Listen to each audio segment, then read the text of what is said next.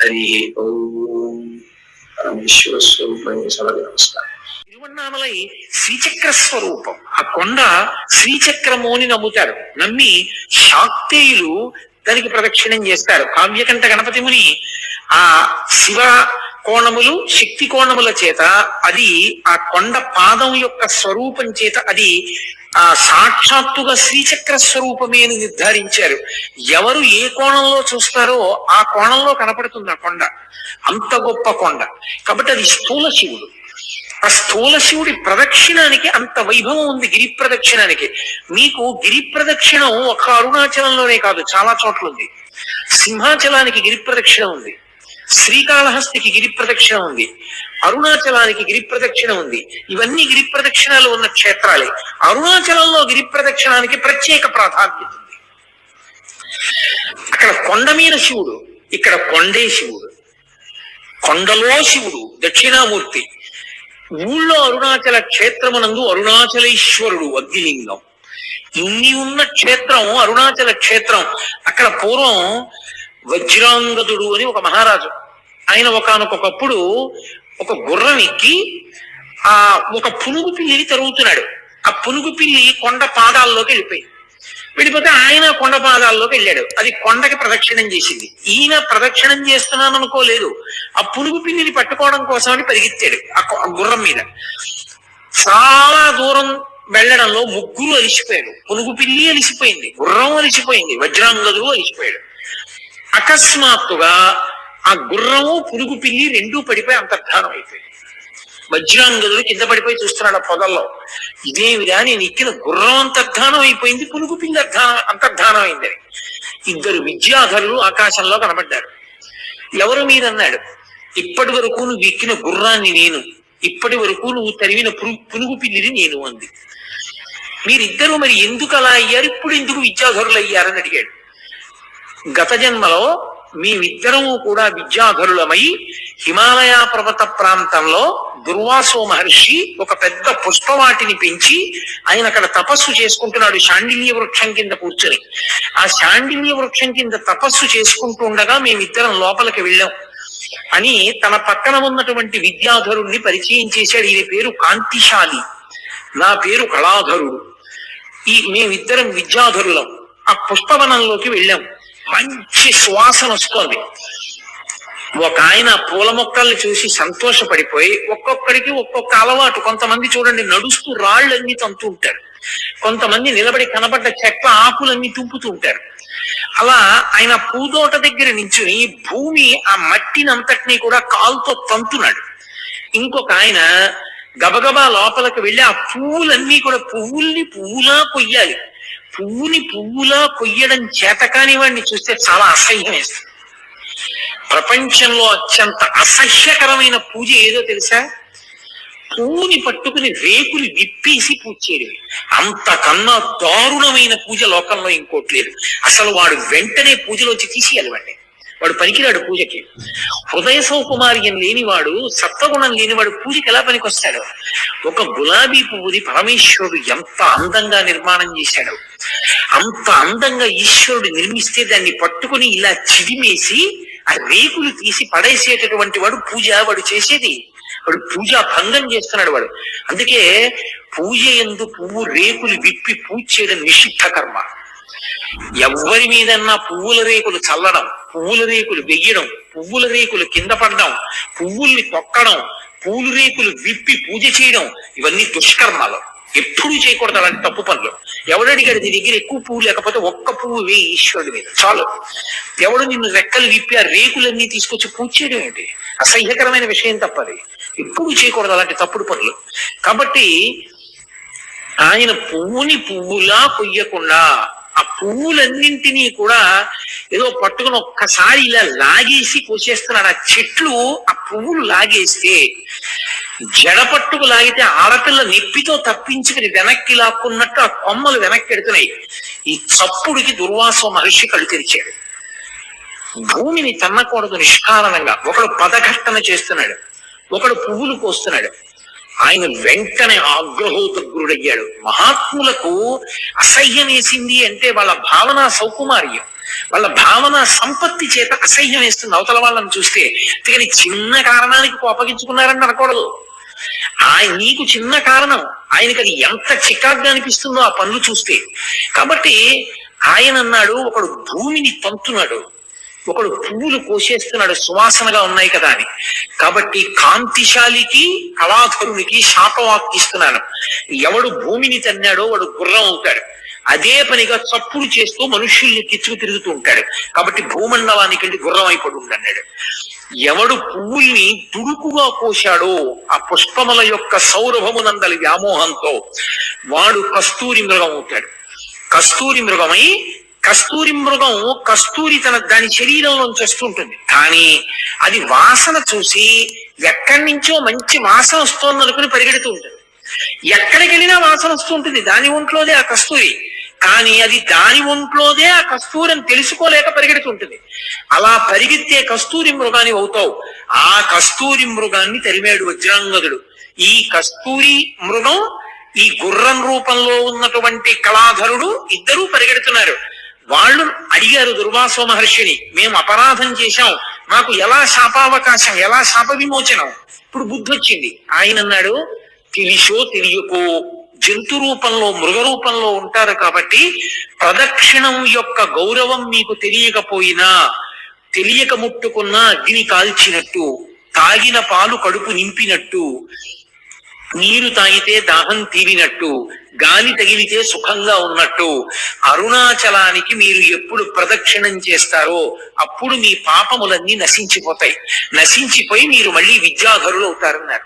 అదిగో ఆ వజ్రాంగదుడెక్కినటువంటి గుర్రం ఆ కస్తూరి మృగాన్ని తరుముతూ రావడంలో ఆ రెండు అలా వెళ్ళినటువంటి కారణం చేత అలిసిపోయి ప్రాణములు విడిచిపెడితే అవి ఆ ప్రదక్షిణ పుణ్యం చేత మళ్ళీ అలా అయ్యాయి, ఈ విద్యాధర స్వరూపాన్ని పొందే. ఇది విన్న వజ్రాంగదుడు తెలుసుకున్నాడు, అబ్బా ఇంత గొప్పదా ఈ గిరి అని. వ్యామోహం కలగాలి కానీ మనిషిలో మార్పు రావడం ఎంతసేపు అండి? ఒక్క సంఘటన చాలు ఒక మనిషి జీవితం మారిపోవడానికి, ఒక్క మాట చాలు ఒక మనిషి జీవితం మారడానికి, ఒక్క శ్లోకం చాలు, ఒక్క స్తోత్రం చాలు పెద్ద కథ మలుపు తిరిగిపోవడానికి. శ్రీరామాయణం అంతా కలిపి ఎంతలో తిరిగిపోయింది మందర చెప్పిన ఒక్క మాటకి. ఆదిత్య హృదయం చెప్పిన అగస్త్యుడి వల్ల ఎంత రావణ బ్రహ్మ కింద పడిపోయాడు. కాబట్టి ఎంతసేపు పట్టాలి? చూశాడు వజ్రాంగదుడు, ఎందుకు దిక్కుమాలిన ఈ రాజ్యం, ఎందుకు వచ్చిన వైభోగం, ఇంత గొప్ప గిరి, నేను ఇక్కడే ఉండిపోతానని తన రాజ్యానికి వెళ్లి తన కుమారుడైన రత్నాంగదుడికి అవరాజ్య పట్టాభిషేకం చేశాడు. పట్టాభిషేకం చేసి తిరిగి వచ్చేసి తాను ఆ అరుణాచల పర్వతంలోనే ఉండిపోయి అక్కడ తన రాజ్యం నుండి సమస్త సంభారములు తెప్పించి ప్రతి పౌర్ణమి నాడు జ్యోతిని వెలిగించి చక్కగా ఆ కర్పూరంతో కలిసినటువంటి జలముల చేత సుగంధభరితమైనటువంటి పదార్థముల చేత శివలింగానికి అభిషేకం చేస్తూ చందన చిర్చితుణ్ణి చేస్తూ పరమశివుణ్ణి ఆనందంగా జీవితం గడుపుతుంటే అగస్త్య మహర్షి వచ్చి వజ్రాంగదుని యొక్క స్థితిని చూసి మురిసిపోయారబ్బా, నీకు ఎంత భక్తి వచ్చిందిరా, ఎంత మారిపోయావురా నువ్వని. పరమశివుడు ప్రత్యక్షం అయ్యాడు. నువ్వు ఒకానొకప్పుడు ఇంద్రుడవు, కైలాసంలో ఉన్న నా దగ్గరికి వచ్చి అధిక్షేపించావు, ఆ కారణం చేత నువ్వు భూలోకంలోకి వచ్చి మనుష్యునిగా పుట్టావు. కానీ గత జన్మలలో చేసుకున్నటువంటి పుణ్యకర్మ పరిపాకము వలన ఇప్పుడు అరుణాచల వైభవం నీకు తెలిసింది. కాబట్టి ఇక్కడే ఉండి నువ్వు ఇలాగే నన్ను ఆరాధన చేస్తూ ఉండు, నా యందు ఐక్యమవుతావు అన్నాడు. వజ్రాంగదుడు అరుణాచలంలోనే నివాసం ఉండి అరుణాచలంలో ఉన్నటువంటి శివుణ్ణి, అరుణాచలాన్ని, అరుణాచల పర్వతం అనక్కర్లేదు, అరుణాచలం అంటే చాలు, అచలం అంటే పర్వతం. కొంచెం తేలికగా దృష్టిలోకి వెళ్ళడానికి రెండు పర్యాయాలు వాడటం, నిజానికి అలా వాడక్కర్లేదు. కాబట్టి అరుణాచలం యొక్క వైభవాన్ని తెలుసుకున్నవాడై ఆయన ఆ అరుణాచల క్షేత్రమనందు ఈశ్వరారాధన చేసి తుట్టతులకు పరమేశ్వరుని యందు ఐక్యమైపోయాడు. ఏం చాడ్విక్ అని రమణ మహర్షి దగ్గర శిష్యులు ఒక ఆయన ఉండేవారు. రమణ మహర్షి ఎవరిని నా శిష్యులని చెప్పలేదు. ఆయన అంతేవాసి, విదేశాల నుంచి వచ్చాడు. ఆ కారణం చేత ఆయన బూట్లు లేకుండా నడవలేడు. ఆయన గిరి ప్రదక్షిణానికి బయలుదేరాడు. ఏమో భగవానులు ప్రదక్షిణం చేయమంటారు, ప్రదక్షిణం చేస్తానని బూట్లతో ప్రదక్షిణం చేస్తున్నాడు. బాగా చీకటి పడిపోయింది. కటిక చీకటి. ఆ చీకట్లో ఆయన బూటు తెగిపోయింది. ఆ తెగిపోయిన కారణం చేత ఆయన బూట్ లేకపోతే నడవలేడు.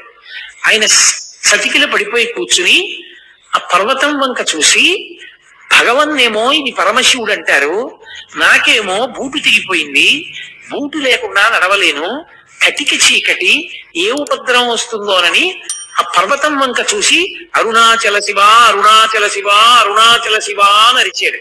అంతే. ఆ చెట్లలోంచి ఒక చెప్పులు కుట్టే వ్యక్తి కిందకి దిగొచ్చి, అయ్యా మీ బూటు తెగిపోయిందా, కుట్టేస్తానని బూట్లు కుట్టేసా కొండలోకి వెళ్ళిపోయాడు.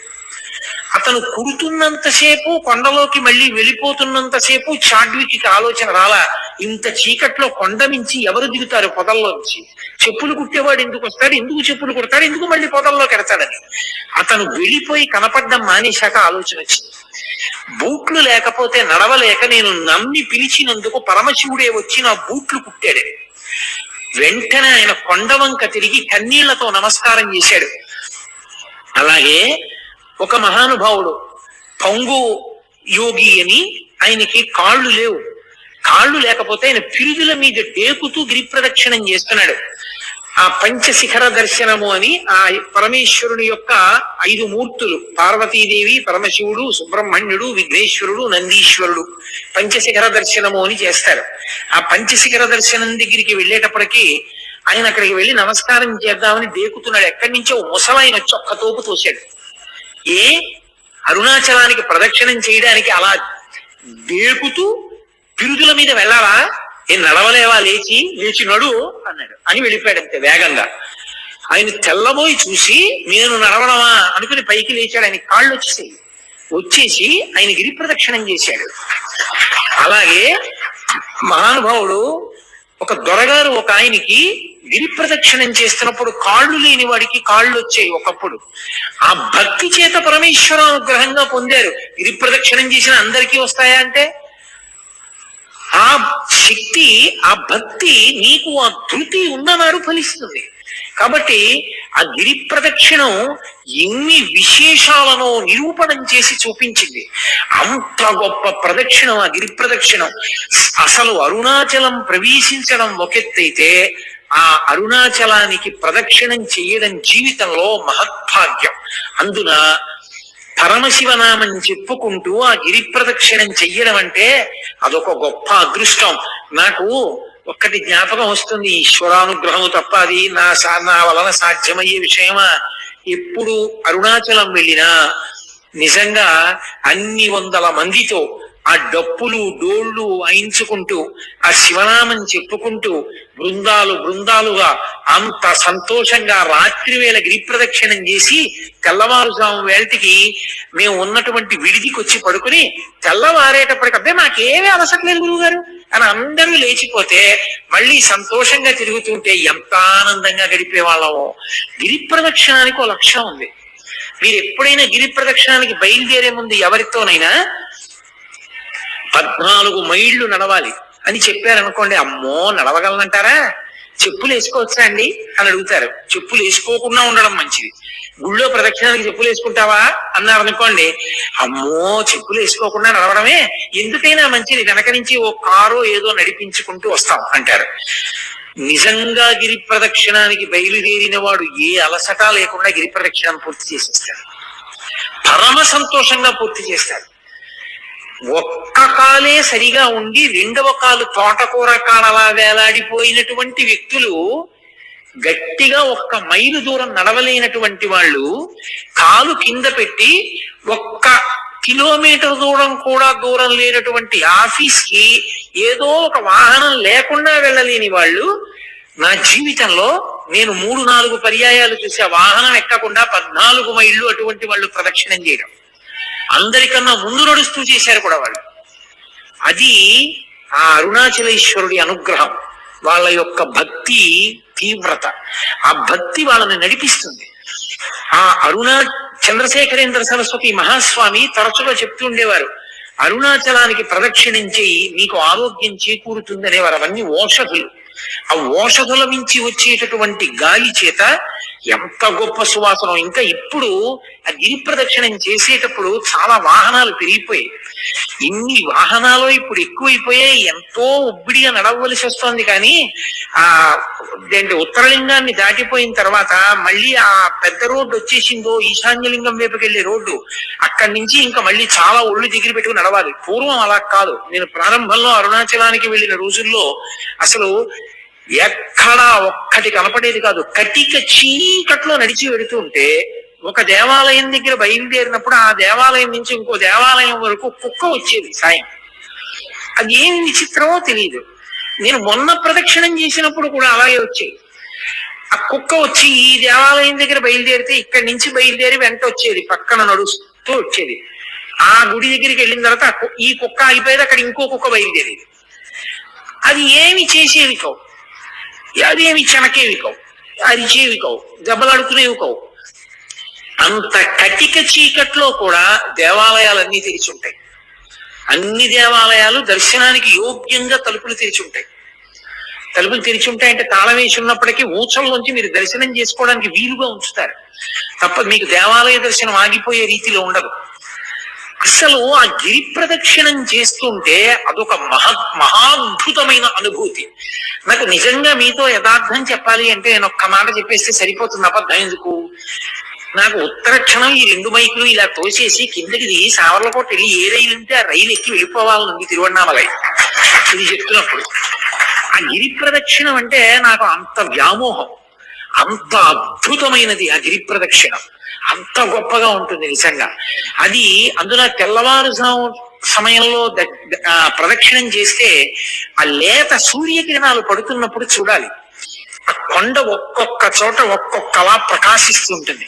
ఆ లేలేత సూర్యకిరణాల్లో ప్రదక్షిణం చేస్తూ వెడుతుంటే మనం చెయ్యగలిగిన ధర్మకార్యం చేస్తూ భగవన్నామని చెప్తూ కూర్చుంటూ లేస్తూ తిరుగుతుంటే ఎంత ఆనందంగా ఉంటుందో నిజంగా. గిరి ప్రదక్షిణం పిల్లలతో పెద్దవాళ్లతో అందరం కలిసి నిజంగా యాత్ర అంటే కొన్ని వందల మంది బయలుదేరి ఆ డప్పులు కొట్టుకుంటూ భజనలు చేసుకుంటూ నాట్యం చేసుకుంటూ పాటలు పాడుకుంటూ ఎక్కడెక్కడ దేవాలయంలో కూర్చుని ఆ దేవాలయ వైభవం చెప్పుకుంటూ స్తోత్రాలు చేసుకుంటూ గిరి ప్రదక్షిణం చేస్తూ ఆ గిరి వైభవం చెప్పుకుంటూ నడుస్తుంటే అబ్బా ఎంత సంతోషంగా ఉంటుందో. అది కష్టం అనిపించదు. అయిపోయిందా అప్పుడే, మళ్ళీ అప్పటికో నా జన్మలో ఈ గిరి ప్రదక్షిణం అనిపిస్తుంది. అంత సంతోషదాయకమైన విషయం. ఆ గిరి ప్రదక్షిణం చేసేటప్పుడు మనం సాధారణంగా అరుణాచలంలో గిరి ప్రదక్షిణం చేసేటటువంటి వారు ఆగ్నేయలింగం ఉన్నటువంటి స్థానం, అంటే ఆగ్నేయలింగమే అరుణలింగం కదా, అదే అగ్నిస్థానం, అగ్నిలింగం. కాబట్టి ఆ అగ్నిలింగం ఉన్నటువంటి ప్రదేశం దగ్గరే ఆ పక్కనే రమణ మహర్షి యొక్క ఆశ్రమం. సాధారణంగా అరుణాచలంలో గిరి ప్రదక్షిణం చేసేవారు రమణ మహర్షి ఆశ్రమం దగ్గర నిలబడి ఆశ్రమం వంక తిరిగి నమస్కారం చేసి, ఎదురుగుండా కొండ కనపడుతూ ఉంటుంది కాబట్టి శివుడికి నమస్కారం చేసి ఎడం పక్కకి బయలుదేరుతారు ఇక ప్రదక్షిణానికి. మొట్టమొదట రమణాశ్రమం కనపడుతుంది. భగవాన్ రమణులు ఆయన వైభవం గురించి నేను నా ఉపన్యాసాలు పూర్తి చేసే లోపల ఎలాగో తప్పకుండా స్పృశిస్తాను. అది 2-3 రోజులు తప్పకుండా నేను స్పృశిస్తాను, అప్పుడు మీరు విందురు గాని. రమణాశ్రమానికి ఒక నమస్కారం చేసి ఆ రమణాశ్రమంలో రమణుల యొక్క దేవాలయం, యువతల గ్రంథాలయం, ఆ పెద్ద పెద్ద చెట్లు, నెమళ్ల క్రేంఖణాలు అవన్నీ వినపడుతుంటే ఒక నమస్కారం చేసుకుని ఎడం పక్కకి తిరిగి అలా ముందుకెడుతుంటే ఎడం పక్కన ఉన్నటువంటి పాలితీర్థాన్ని దాటగానే విఘ్నేశ్వరుడి గుడి ఒకటి వస్తుంది. ఆ విఘ్నేశ్వరుడి గుడి దగ్గర మళ్ళీ అందరూ నమస్కారం చేసి సుముఖశ్చైకదంతశ్చ కపిలో గజకర్ణకః లంబోదరశ్చ వికటో విఘ్నరాజో గణాధిపః ధూమకేతుర్గణాధ్యక్ష ఫాలచంద్రో గజాననః వక్రతుండ శూర్పకర్ణో హీరంబ స్కంద పూర్వజః షోడశైతాని నామాని ఎప్పటే చునియాదపి విద్యారంభే వివాహే చ ప్రవేశే నిర్గమే తథా సంగ్రామే సర్వకార్యేషు విఘ్నస్తస్య నజాయతే అని ఆయనకి నమస్కారం చేసి బయలుదేరి ముందుకు వెళ్ళిపోతే, ఆగ్నేయంలో బయలుదేరారు కాబట్టి మీరు ప్రదక్షిణంగా ఇలా వచ్చేటప్పటికి దక్షిణ దిక్కున యమలింగం ఉంటుంది. మీరు అరుణాచల క్షేత్రమునందు ప్రతి దిక్కునందు ఆ దిక్పాలకుని శివలింగం ఉంటుంది. అంటే ఆ దిక్పాలకులు స్వయంగా వచ్చి అక్కడ శివలింగానికి పూజ చేస్తారు. అది అక్కడ శివలింగాలు ఏర్పడడానికి కారణం. ఆ దక్షిణ దిక్కున ఉన్నటువంటి లింగానికి యమలింగం అని పేరు. ఎందుకంటే దక్షిణ దిక్కుకి అధిపతి యమధర్మరాజు గారిది, పితృస్థానం. ఆ యమలింగం దగ్గరికి వెళ్ళి ఎవరు నమస్కారం చేస్తారో వాళ్ళకి మొట్టమొదటి సుగుణం అపమృత్యు దోషం పోవడం. 2, 1కి 10 పర్యాయములు నిరూపింపబడింది అరుణాచల క్షేత్రంలో. ఆయనే కొంతమందికి స్వప్నంలో దర్శనమిచ్చి రమ్మని అడిగాడు. ఎముకలు విరిగిపోయినటువంటి వాళ్ళు కట్లు కట్టించుకున్నప్పుడు ఎముకలు బాగా ఉన్న వాళ్ళు ఎముకలు విరిగిపోకుండా ఉండడానికి, ప్రమాదములు జరగకుండా ఉండడానికి యమలింగ దర్శనం పెట్టింది పేరు. అందుకే ప్రదక్షిణం చేసేటప్పుడు ఎంత గబగబా చేసేస్తామని చెప్పి బ్రిస్క్ వాక్ అంటారే, అలా గబగబ నడిచి వెళ్ళకూడదు, ప్రశాంతంగా వెళ్ళాలి. భగవాన్ రమణులు ప్రదక్షిణానికి వెళితే 2-3 రోజులు ప్రదక్షిణం చేసేవారు. అంత గొప్పగా చేసేవారు. ఆహార పదార్థాలన్నీ మూటలు కట్టుకుని తీసుకెళ్లి మధ్య మధ్యలో కూర్చుని అందరూ కలిసి చక్కావి తింటూ వెడుతుండేవారు.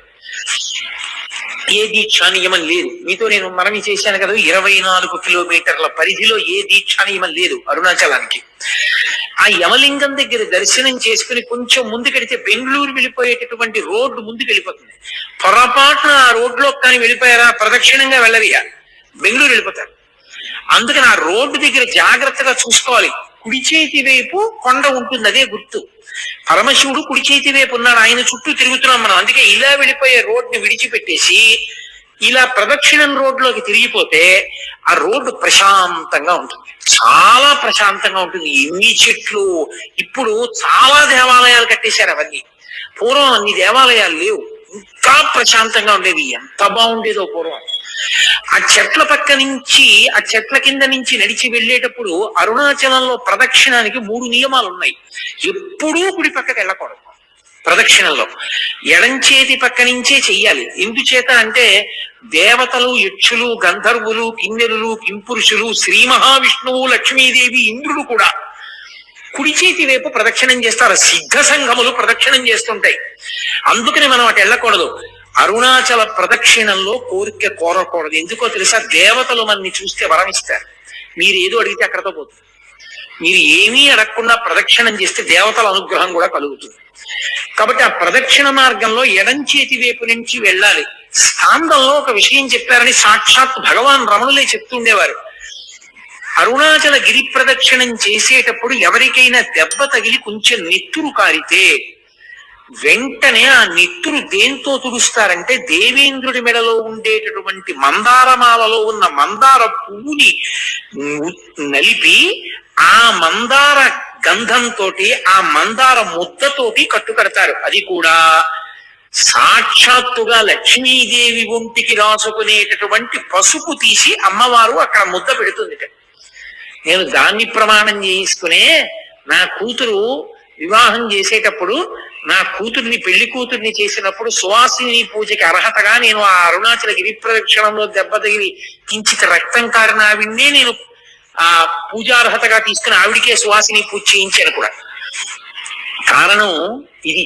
అంటే కావాలని దెబ్బ తగిలించుకుని కొంచెం నెత్తులు కారేటట్టు చేసుకుని అటువంటి ఉద్ధతితో కూడిన పనులు చేయకూడదు.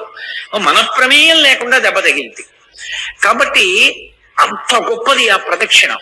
ఆ ప్రదక్షిణంలో వెళ్ళేటప్పుడు అందుకే ఎడమ చేతి వైపు మాత్రమే నడుస్తారు. నడుస్తూ వెళ్ళిపోతున్నప్పుడు ఆ యమలింగాన్ని దాటిపోయిన తర్వాత కొంచెం ముందుకు వెళ్ళిపోతే మనం దక్షిణ దిక్కుని దాటాం కాబట్టి ఇలా వచ్చేస్తే నైరుతి. నైరుతిలో శివలింగం ఉంటుంది. అది రోడ్డు మీద కనపడదు, మీరు కొంచెం లోపలికి వెళ్ళాలి. లోపలికి వెళితే కనపడుతుంది. తెలుగులో బోర్డులు ఉండవు, అదొక పెద్ద ఇబ్బంది. అక్కడ మీకు తేలికగా పట్టుకోవడానికి మార్గం అంటే వెళ్ళని వాళ్ళ సౌకర్యం కోసం నేను ఈ మాట కలుపుతున్నాను. ర్యాంకో సిమెంట్ అని ఎక్కడైనా కనపడితే అక్కడ లింగం ఉందని గుర్తు ఆగాలి మీరు. వాళ్ళ బోర్డ్స్ ఉంటాయి శివలింగం బొమ్మేసి. అప్పుడు భాష రాకపోయినా మీరు గుర్తు పట్టచ్చు. కొంతమంది వెళ్ళి వస్తుంటారు, అప్పుడు దాన్ని బట్టి మీరు వెళ్ళొచ్చు. కొన్ని చోట్ల అదృష్టం బాగుండి ఇంగ్లీష్ లో బోర్డు పెట్టారు. ఒక్కొక్కరి పిచ్చి ఎంతమందికి ప్రాణ సంకటమో అర్థం చేసుకోరు, ఏం చేస్తాం. కాబట్టి అదిగో ఆ నైరుతి లింగం తపోస్థానం. అక్కడ మనసు తొందరగా నిలబడుతుంది. శ్రీశైల పర్వత గుహలో ఎలా నిలబడుతుందో నైరుతి లింగం దగ్గర మనసు అలా నిలబడుతుంది. అంత గొప్ప తపో భూములు అవి. ఆ నైరుతి లింగం దగ్గర కావ్యకంఠ గణపతి ముని కూర్చుని తపస్సు చేశారు. ఆ నైరుతి లింగాన్ని దర్శనం చేసుకుని అలా ముందుకు వెళ్ళిపోతుంటే కేవలం 8 దిక్కులలో ఉన్న లింగాలే కాకుండా సూర్యలింగం చంద్రలింగం కూడా కనపడతాయి మీకు. ఈ సూర్యలింగం చంద్రలింగం కాకుండా నైరుతిని దాటిపోయిన తర్వాత పశ్చిమలింగం, ఆ పశ్చిమలింగమే ఆది అన్నామలై. అది ప్రదక్షిణం రోడ్లో ఉండదు. ప్రదక్షిణం రోడ్లోంచి మీరు మళ్ళీ కొండ వైపుకి ముందుకు రావాలి. అంటే పశ్చిమ దిక్కుకు వెళ్ళి తూర్పు దిక్కుగా ముందుకు వస్తే కొండకి దగ్గరలోనే చాలా పెద్ద దేవాలయం ఉంటుంది. ఆది అన్నామలై అని అది బ్రహ్మగారు ప్రతిష్ఠ చేశారు. ఆ ఆది అన్నామలైలో మీరు ప్రదక్షిణం చేసేటప్పుడు జాగ్రత్తగా గమనించాలి. అక్కడ మీకు బహుబిల్వ వృక్షం కనబడుతుంది. బహుబిల్వం ఆంధ్రదేశంలో మీకు వెంకటాచల దర్శనానికి వెళ్ళినప్పుడు కపిల తీర్థంలో ఉంది. మళ్ళీ శ్రీశైల క్షేత్రానికి వెళ్ళినప్పుడు హాటకేశ్వరంలో ఉంది. మళ్ళీ తిరువణ్ణామలై వెళ్ళినప్పుడు ఆది అన్నామలైలో ఉంది. ఇంకా ఎన్నో చోట్ల ఉండొచ్చు. నేను ప్రముఖంగా వెళ్ళే ప్రదేశాలు చెప్తున్నాను. కాబట్టి ఆ ఆది అన్నామలైలో బహుబిల్వాన్ని మీరు తప్పకుండా చూడాలి. బహుబిల్వం అంటే కేవలం 3 ఆకులతో ఉండదు. ఒక పెద్ద దళం ఉండి 5 దళాలు ఒకే దళానికి ఉంటాయి. 5 మూడే శాఖలు ఉన్న దళాలు ఒకే దళాన్ని అంటి పెట్టుకుని ఉంటాయి. ఇలాగా అది బహుబిల్వ దళం అంటారు. ద్రవిడ దేశంలో దాంతో శివుణ్ణి ఆరాధన చేస్తారు. విశేష ప్రీతం. ఆ బహుబిల్వ వృక్షం పెద్ద వృక్షం ఉంటుంది. అద్భుతమైన దేవాలయం ఆది అన్నామలై. అక్కడ కూర్చుంటేనే భగవాన్ రమణులకు కువలయ యోగి అని ఒక యోగి, ఆ యోగికి ఆ అరుణాచలంలోంచి బ్రహ్మాండమైనటువంటి ఓంకారనాదాలు వినపడేవి. ఆ ఆది అన్నామలై దగ్గర నుంచి మళ్ళీ దాటి ముందుకు వెళ్ళిపోతుంటే భగవాన్ బ్రిడ్జ్ అని ఉంటుంది. భగవాన్ బ్రిడ్జ్ అంటే రమణ మహర్షి ప్రదక్షిణం చేసేటప్పుడు తన అంత్యవాసులందరితో కలిపి ఆ బ్రిడ్జ్ మీద కూర్చుని మళ్ళీ అరుణాచల వైభవం గురించి అవి కొన్ని మాటలు చెప్తూ ఉండేవారు. అందుకని దానికి భగవాన్స్ బ్రిడ్జ్ అని పేరు.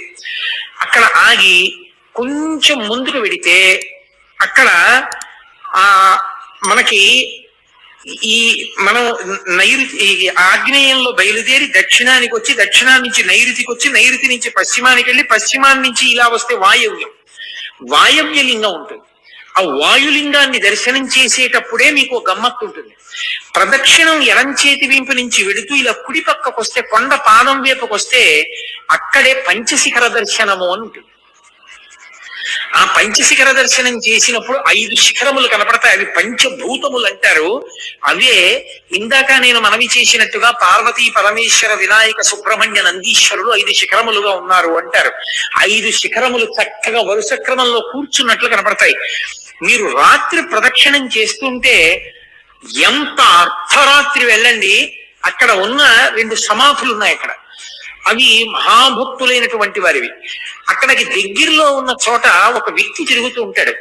మీరు ఆయన్ని జాగ్రత్తగా గమనించి పిలిచి అడిగితే ఒక పావలా కాసు కూడా ఎవ్వరు అడగరు. మిమ్మల్ని ఆ ప్రదక్షిణం చేసేటప్పుడు ఏ గుళ్ళో ఎవ్వరూ అడగరు. ఆయన అరుణాచలం వైపుకి తిరిగి ఆ పంచశిఖరముల వైపుకి తిరిగి శంఖాన్ని పూరిస్తాడు. మీరు విని తీరాల శంఖనాదం అలా పూరిస్తాడు ఆయన.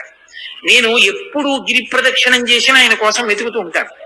ఆయన ఎప్పుడు అక్కడ శంఖాలు ఉంటే ఆయన్ని పిలిచి అయ్యా ఒక్కసారి శంఖం పూరించరా అని అడిగితే మీరేమైనా ఇస్తారని కూడా ఆయన చూడ, అసలు వెంటనే శంఖం పట్టుకొచ్చి అటు తిరిగి చేస్తాడు. రాత్రి వేళ ప్రదక్షిణం చేస్తున్నప్పుడు ఆ శంఖధ్వని వినపడుతుంటే ఆ శిఖరాల వంక చూస్తుంటే ఒళ్ళు గగుర్పాటు చెందుతుంది. అలా ఉంటుంది. మోక్షద్వారము అంటుంటారు. అది మునిద్వారం అని, అందులోంచి బయటికి వచ్చి చూడాలి ఆ పంచశిఖరాల్ని అంటారు. వాయవ్య లింగాన్ని దాటితే ఉత్తరలింగం, కుబేరలింగం అంటారు దాన్ని. అది కుబేరుడు పూజ చేసేటటువంటి స్థానం. ఈ స్థానముల యందు పూజ చేయడం వల్ల, మీరు దర్శనం చేయడం వల్ల వచ్చే ఫలితం ఏమిటంటే, మనకి మహదాశీర్వచనం చేస్తారు. పూర్వ దిగ్భాగే ఇంద్రో దేవత ఇంద్రప్రసాదాత్ రాజ్యాభివర్ధనమశ్నుతే అని. పూర్వ దిక్కుకి ఇంద్రుడు అధిపతి. ఆ ఇంద్రలింగం అది దర్శనం చేస్తే రాజ్యాభివృద్ధి అంటే ఉద్యోగం వృద్ధిలోకి వస్తుంది. చక్కగా సంతోషంగా ఉంటాడు.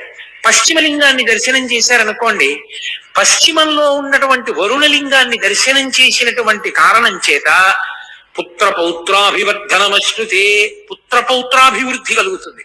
ఉత్తర దిక్కున కుబేరలింగాన్ని దర్శనం చేస్తే, అది కుబేరుడు పూజించే లింగం కాబట్టి ఐశ్వర్య సమృద్ధి. కుబేరలింగం లాగే ఉంటుంది.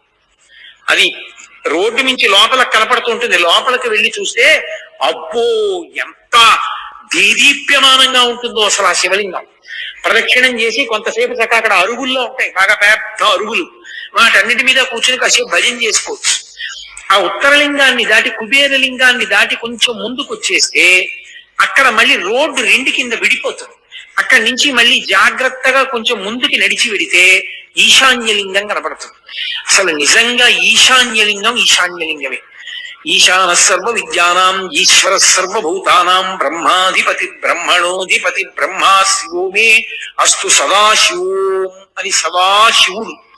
ఆయనకి ఎప్పుడూ కోపం ఉండదు, కోపం నటిస్తాడంతే ఆయన ఎప్పుడైనా. అటువంటి సదాశివ స్థానము ఈశానలింగము. దానికి కొంచెం కిందకి దిగాలి గుళ్ళో. అసలు నిజంగా రెండు కళ్ళు సరిపోవు. నేను ఇప్పుడు మీతో ఉపన్యాసం చెప్తున్నాను గాని నాకు మనసులో ఆ శివలింగాలన్నీ కనపడుతుంటే ఎంత పరవశించిపోతున్నానో నేను. ఆ ఈశాన్యలింగం మెట్లు దిగి చక్కగా మీరు ఆ మెట్ల మీద కూర్చున్నా సరే ఎదురుగుండా కనపడుతుంటుంది. సాయంకాలం పూట ప్రదోష వేళలో కొంచెం సేపు తలుపు తీసి అలంకారం చేసి తలుపు తీస్తారు. అసలు అప్పుడు దర్శనం చేస్తే ఒళ్ళు గగురు పొడుస్తుంది. అలా ఉంటుంది ఆ ఈశాన్యలింగం. ఈశాన్యలింగ దర్శనం చేసి తిరిగి వచ్చేస్తే మళ్ళీ ఆగ్నేయం దగ్గరికి వచ్చేటప్పటికి కొంచెం సందులోకి వెళ్ళాలి, పైకి కనపడదు. ఆ శేషాద్రి స్వామి ఆశ్రమానికి ముందున్నటువంటి చోట కుడిపక్క సందులోకి వెళితే అగ్నిలింగం. ఆ అగ్నిలింగ దర్శనంతో మళ్ళీ రమణాశ్రమం దగ్గరికి వస్తే ప్రదక్షిణం పూర్తయిపోతుంది. ఈ ప్రదక్షిణ మార్గంలోనే వాయవ్యలింగం దాటుతున్నప్పుడు మనకి మాణిక్యవాచకర్ల మఠం కనపడుతుంది. ఆది అన్నామలై దేవాలయంలో ఇప్పటికీ శైవంలో నాయనార్లలో ప్రముఖ స్థానం వహించినటువంటి మహాపురుషులు అప్పర్, మాణిక్యవాచకర్, జ్ఞాన సంబంధర్ ముగ్గురి యొక్క మూర్తులు మీకు ఆ దేవాలయంలో కనపడతాయి. మాణిక్యవాచకర్ల మఠము అని ఒక మఠం.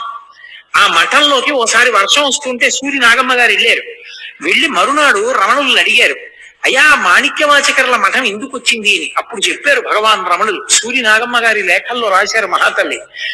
అది మాణిక్యవాచకర్లు మహానుభావుడు. ఆయన పుట్టుకతోటే గొప్ప శివభక్తి తత్పరుడు. ఆయన యొక్క నిజాయితీని, మంచితనాన్ని, శివభక్తిని చూసి పాండ్యరాజు ఆయన్ని తన యొక్క ఆస్థానంలో ప్రధానమంత్రిగా నియమించాడు. పైకి రాజ్యంలో కొలువు చేస్తున్నారు కానీ ఆయన మనసంతా పరమశివ భక్తితో నిండిపోయి ఉండేది.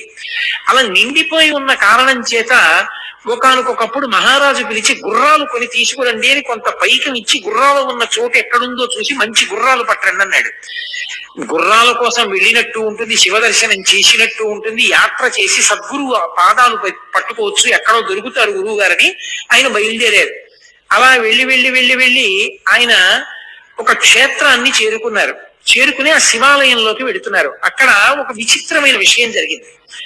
ఆ ఊళ్ళో ఉన్నటువంటి పిల్లలందరూ అన్నారు, ఇక్కడ మాకు అకస్మాత్తుగా ఎక్కడి నుంచో ఒక పెద్ద ఆయన వచ్చాడు, ఆయన మాకు రోజు పాఠాలు చెప్తూ ఉంటాడు, ఆయన ఏం కోరుకోడు, ఆ చిర్రాకు గల్జేరు రెండు గిల్లి వండి అన్నంలో కలిపి పెడితే తింటాడంతే, ఆయనకి ఇంకేం అక్కర్లేదు. చిర్రాకు గల్జేరు కాలువల పక్కన కూడా మొలుస్తాయి, దానికి పెద్ద ప్రయత్నం ఏం అక్కర్లేదు, అత్యంత తక్కువ స్థాయి ఆకుకూరది, అది తింటూ ఉంటాడు. అంటే ఆయన వెతుక్కుంటూ ఆ గుడికి ప్రదక్షిణం చేస్తూ వెళ్ళేటప్పటికీ కృంద వృక్షం కింద దక్షిణామూర్తి కూర్చున్నట్టుగా కూర్చుని ఉన్నాడు ఒక ఆయన. ఆయన్ని చూడగానే మాణిక్యవాచకర్లకు అర్థమైంది, ఈయన పరమశివుడు నా కోసమే వచ్చి కూర్చున్నారు ముందేనని. వెంటనే బట్టలు విప్పేసి గోచి పెట్టుకుని ఆయన ముందు సాష్టాంగం చేసి స్తోత్రం చేశారు. వెంటనే ఆ మహానుభావుడు అన్నాడు, నీకోసమే నేను ముందుగా వచ్చి ఇక్కడ కూర్చున్నానయ్యా, పిల్లలకి పాఠం చెప్పాలన్న మిషతోటి.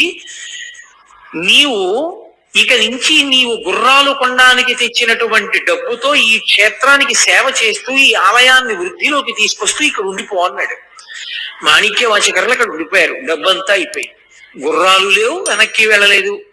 ఈలోగా మహారాజు గారు కబురు చేశారు, గుర్రాలు లేవు, నువ్వు రాలేదు, ఏమిటి కథ అని. ఆయన భయపడి రాత్రి పడుకుని పరమశివుడిని ప్రార్థన చేశాడు. కల్లో పరమశివుడు కనపడి, వెలలేని మాణిక్యం ఒకటి ఇచ్చి నీ పట్టుకెళ్ళి రాజుకి శ్రావణ మాసంలో మూలా నక్షత్రం నాడు గుర్రాలు వస్తున్నాయని చెప్పు అన్నాడు. తీరా నిద్ర లేచి చూస్తే చేతిలో మాణిక్యం ఉంది, పరమశివుడు ఇచ్చింది అని మాణిక్యం పట్టుకుని పాండ్యరాజు దగ్గరికి వెళ్ళి ఆ మాణిక్యాన్ని ఇచ్చి శ్రావణ మాసంలో మూలా నక్షత్రం నాడు గుర్రాలు వస్తున్నాయన్నారు. మహారాజు నమ్మాడు, సంతోషించాడు. కానీ గూఢచారులు చెప్పారు, ఈయన డబ్బంతా క్షేత్రంలో ఖర్చు పెట్టేశాడండి, ఈయన దగ్గర ఏం లేదు, గుర్రాలు కొనలేదని. రాజుకు ఆగ్రహం వచ్చి మాణిక్యవాచకర్లను తీసుకెళ్లి కారాగారంలో పెట్టాడు. నిజంగా శ్రావణ మాసం మూలా నక్షత్రంలో పరమశివుడే ఆ గుర్రాలు అమ్మేటటువంటి వాడి వేషంలో కొన్ని వందల గుర్రాలు తీసుకొచ్చి, మాణిక్యవాచకర్లు మాకు డబ్బు ఇచ్చారు, ఈ గుర్రాలు తీసుకోండి అని రాజుకి ఇచ్చాడు. రాజు పొంగిపోయి, నా గూఢచారులు తప్పు చెప్పారు నాకని మాణిక్యవాచకర్లను విడిపించి సత్కారం చేసి గుర్రాలన్నింటినీ తీసుకెళ్లి మృగశాలలో కట్టాడు, అశ్వశాలలో కట్టాడు. అవి రాత్రి క్రూర మృగాలు అయిపోయి ఉన్న ఏనుగుల్ని గుర్రాలని కూడా తినేసి పారిపోయి. రాజుకి కోపం వచ్చి మళ్లీ మాణిక్యవాచకర్లని బంధించాడు. ఇప్పుడు వైఘై నది పొంగి ప్రవహించి మధురై నగరం మీద పడింది. రాజు ఈ ప్రవాహాన్ని ఎలా ఆపాలి అర్థం కాక ఇంటి ఇంటికి ఒక మనిషి వంతున బయలుదేరి ప్రతి ఇంటి నుంచి ఒక మగవాడు వెళ్ళి నదికి ఇదిగో ఇక్కడి నుంచి ఇక్కడ వరకు, ఇక్కడి నుంచి ఇక్కడ వరకు కట్టబోయాలని శాసనం చేశాడు. అందరి ఇళ్ల నుంచి ఒక్కొక్క మగవాడు వెళ్ళి కట్టబోస్తున్నాడు. కానీ పిట్టవ్వ అంటారు ఇప్పటికీ, తమిళ దేశంలో ఆవిడ్ని అవయార్ అంటారు, మహాశివ భక్తురాలు. ఆవిడ పాపం కుడువులు వండి వచ్చినటువంటి వాళ్ళకి పెడుతుండేది, పిట్టువాణి అని పిలుస్తారు ఆవిడ. ఆవిడికి కొడుకులు లేరు, ఎవరు లేరు, ఎవరు పెడతారు కట్టబోయడానికి? ఆవిడ తరపున వెళ్లే వాళ్ళు ఎవరు? కూలి పెట్టుకోవాలి, అంత డబ్బు లేదు. పరమశివుడే ఓ గుణపం పారా పట్టుకుని ఆవిడ ఇంటికి వచ్చి, పిట్టవా పిట్టవా నాకు కొంచెం తుంపులు ఎడతావా అని అడిగాడు. తుంపులంటే మీకు గుర్తుందో లేదో మరి, మా చిన్నతనంలో మేము తుంపులు చాలా ఇష్టంగా తినేవాళ్ళం. తుంపులంటే అమ్మ చిన్నతనంలో బజ్జీలు అవి వేస్తుంది కదా, వేసినప్పుడు ఇంతంత శనగపిండి ముద్దలు ఉండిపోయి నూనె అడుక్కెళ్ళిపోతాయి. అడుక్కెళ్ళిపోతే అవి బజ్జీలు చాలా మాటలు వేసి తీసేస్తారు, ఇవి మాత్రం అలాగే ఉంటాయి, నూనెలో ములిగి ఉండి ఎర్రగా తయారవుతాయి. అవి తుంపులు అంటారు. అవి అమ్మ చిల్లులుగా ఉన్నటువంటి పెద్ద గరిట పెట్టి ఇలా ఒడ్డుకి తీసి ఆ నూనె ఇలా కిందకి దిగిపోయే వరకు ఇలా అని ఆ తుంపులో పళ్ళెంలో పడేస్తే బజ్జీల కన్నా తుంపులు సంతోషంగా ఒక్కొక్కటి నోట్లో వేసుకుని కరకరా తింటుండేవాళ్ళం. అలా తుంపులు వస్తాయి ఆ కుడువులు వండినప్పుడు. ఆ తుంపులు పెట్టవమ్మా, నాకు కుడువు అక్కర్లేదన్నాడే. తుంపులు అంటే పనికి మాలినవి, కుడువులు అంటే అమ్ముకుంటే డబ్బు వస్తుంది, నాకు తుంపులు ఇట్టన్నాడు. ఇంత రాత్రి వేళ తుంపులు ఎక్కడ ఉంటాయిరా నాయన, కుడువులే పెడతాను లేని ఆవిడ కుడువులు వేసింది. అవి ఒక్కటి కుడువునట్టు పుణుకులు అనుకోండి, మీకు తేలిగ్గా అర్థం అవడానికి ఒక్కటి పుణుకు రాలేదు, అన్ని తుంపులు అయిపోయాయి. అది శివవాక్కు. ఆ తుంపులే పెట్టింది. కాశీని తుంపులు తిన్నాడు, కాశీని తుంపులు మూట కట్టుకున్నాడు. వైఘై నదికి నీ పరుపున నేను కట్ట వేస్తానని బయలుదేరాడు. వెళ్ళినవాడు కట్ట వేయడం మానేసి ఆ ఒడ్డున పడుకుని పెద్ద పెద్దగా పాటలు పాడుతూ మిగిలిన వాళ్ళ పనులు పాడు చేస్తున్నాడు. మహారాజు గుర్రం ఎక్కి అందరూ కట్ట వేస్తున్నారో లేదో చూడ్డానికి వచ్చాడు. ఈయన ఒక్కడే పని చేయట్లేదు. ఇతను పని ఎందుకు చేయట్లేదు, నన్ను చూసి కూడా లేవలేదు, పడుకుని పాటలు పాడుతున్నాడు ఏమిటని అడిగారు. ఏమో మహాప్రభో, పిట్టవాణి పంపించింది ఈయన పని చేయట్లేదు సరిగదా, పని చేసేవాళ్ళని పాడు చేస్తున్నాడు, వచ్చి ఇలాగే పడుకుని పాటలు పాడుతున్నాడు అన్నారు. పాటలు పాడుకుంటూ పడుకోవడానికి ఆ నది వరద వస్తుంటేనని చెప్పి రాజు కొరనా తెప్పించి ఆయన వీపు మీద దెబ్బలు కొట్టాడు. ఆయన వీపు మీద కొరనాతో కొట్టగానే రాజు వీపు మీద రాజ్యంలో ఉన్నటువంటి జంతువులు, పక్షులు, బల్లులు, కుక్కలు, పిల్లలన్నిటి వీపుల మీద వాతపడింది. అమ్మబాబో ఇదేదో ఆశ్చర్యంగా ఉంది, ఈయన్ని కొడితే నా వీపు మీద వాతపడి మండుతోందని రాజుగారు ఆశ్చర్యమైన కాళ్ళ మీద పడ్డాడు. అప్పుడు పరమశివుడు, నేను ఈశ్వరుణ్ణి, నాకు పరమభక్తుడైన మాణిక్యవాచకర్ని ఇబ్బంది పెట్టావు, అందుకని నీకు బుద్ధి రావడానికి ఇంత కథ నడిపించవలసి వచ్చింది, వెళ్ళి మాణిక్యవాచకర్ కాళ్ళ మీద పడి ఆయన్ని విడిపించన్నాడు. మరి మీరు పిట్టువాణి పనుపుని ఎందుకు వచ్చారని అడిగారు. ఆమె మహాభక్తురాలు, ఆమెకి కొడుకు లేడు కాబట్టి ఆమె పనుపున కూలి చేయడానికి నేను వచ్చానన్నాడు. ఏమి శివ అనుగ్రహం, ముందు పిట్టువాణిని చూడాలని పరమేశ్వరుడు గబగబా గుర్రం మీద పరిగెత్తాడు. ఆ రాజు ఆ పిట్టువాణి ఇంటికి పరిగెత్తాడు, పరమేశ్వరుడు అంతర్ధానం అయిపోయాడు.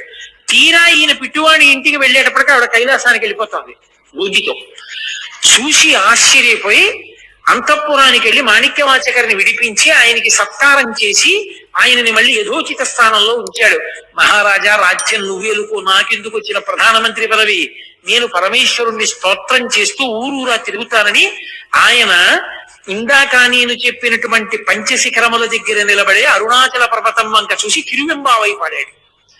తిరుప్పావై అని ధనుర్మాసంలో వైష్ణవులు ఎలా పాడతారో, తిరువెంబావై శివాలయాలన్నిటిలో పాడతారు ధనుర్మాసంలో.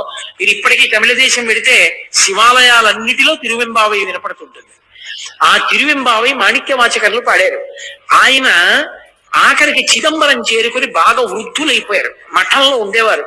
ఈయన మాటలు లోకానికి అందాలని పరమశివుడు ఒక వృద్ధ బ్రాహ్మణ వేషాన్ని వేసుకుని వారి ఇంటికి, ఆ మఠానికి వెళ్ళి బాగా చీకటి పడిపోయిన తర్వాత, అయా పరమశివుడు మీద మీరు ఇన్ని పాటలు పాడారు కదా, మళ్ళీ ఒక్కసారి పాడండి వింటా అన్నాడు. మాణిక్యవాచకర్లు అన్నారు, ఎన్నో పాటలు పాడాను, వృద్ధుణ్ణి అయిపోయాను, జ్ఞాపకం ఉంటాయా? నాకు జ్ఞాపకం లేవన్నారు. పర్వాలేదు, ఇన్ని జ్ఞాపకం ఉంటే అన్నే పాడండి అన్నారు. అంటే మహానుభావుడు అప్పుడు పాడాడు, రాత్రి కాలం కూడా తెలియకుండా పాడాడు, తెల్లవారు సాగు వరకు. దాన్ని తిరువాచకం అంటారు. మీరు ఎప్పుడైనా చదివారో లేదో ఆ పుస్తకం, చాలా అద్భుతంగా ఉంటుంది, మాణిక్యవాచకర్ల తిరువాచకం. ఆ తిరువాచకం పరమేశ్వరుడే కూర్చొని బ్రాహ్మణ రూపంలో రాశాడు. తెల్లవారుజామున నీరసపడి పడుకున్నాడు మాణిక్యవాచకర్. పరమేశ్వరుడు ఆ రాసిన తాళపత్ర గ్రంథం మీద ఇంకొక తాళపత్రం చేర్చి, ఆయన మాటలు మాణిక్యములు, అవి గాలిలో కలిసిపోతే మళ్ళీ భవిష్యత్ తరాలకు అందమని చిదంబరంలో నటరాజునైన నేనే ఆయన మఠానికి వెళ్ళి ఆయన దగ్గర కూర్చుని ఆయన పాడుతుంటే ఇవి వ్రాశాను. ఇవి ఇంత మాణిక్యముల వంటి మాటలు పలికినవాడు కాబట్టి ఆయనకి మాణిక్యవాచకర్రని పేరు పెడుతున్నాను అని చెప్పి నటరాజస్వామి ముద్ర వేసి తాడు కట్టి నటరాజస్వామి పాదాల దగ్గర పెట్టాడు. పెట్టి నటరాజులోకే లీనమయ్యాడు. తెల్లవారుజామున అర్చకులు లేచి తాళపత్ర గ్రంథం చూశారు. తెల్లబోయారు, దాని మీద నటరాజస్వామి వారి ముద్ర ఉంది. గబగబా పరిగెత్తి మాణిక్యవాచకర్లకి చెప్పారు, ఏమిటి దీని అర్థం, ఇలా ఎందుకు జరిగిందని. మీకు చెప్తాను రండి అని చెప్పి మాణిక్యవాచకర్లు బయలుదేరి చిదంబరంలో నటరాజస్వామి దేవాలయం దగ్గరికి వచ్చి, ఇంత సౌజన్యమా మహానుభావ, నా పాటలు నువ్వు రాశావా, ఎంతటి సులభుడవయ్యా అని పరమశివుణ్ణి స్తోత్రం చేసి కన్నీళ్లతో ఆయన్ని వేడుకుంటుండగా ఆయనలోని జ్యోతి చిదంబరంలో నటరాజస్వామిలో ఐక్యమైపోయింది. అంతటి మహానుభావుడు మాణిక్యవాచకర్. ఆయన అరుణాచలంలోనే తిరువెంబావై పాడారు. ఆయన మఠం గిరి ప్రదక్షిణంలో కనపడుతుంది. ఆ గిరి ప్రదక్షిణం అంత గొప్ప స్థితిని పొందినటువంటి గిరి ప్రదక్షిణం.